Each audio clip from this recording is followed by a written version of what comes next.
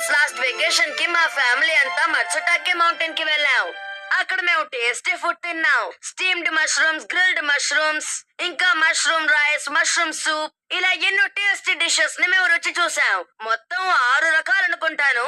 నాకు తిని తిని కడుపు నొప్పి వచ్చేసింది తెలుసా. వాటి ఫ్లేవర్ కి ఎలాంటి వాళ్ళకైనా నోరు ఊరిపోతుంది.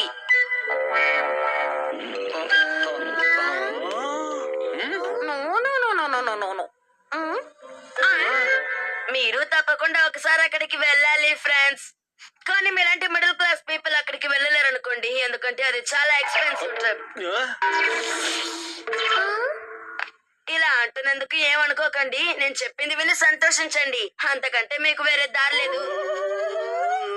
అయినా అలాంటి టూర్స్ కి వెళ్ళాలంటే రాసి పెట్టుండాలి. మీలాంటి అన్లకి ఫెలోస్ అక్కడికి వెళ్ళలేరు. I'm sorry.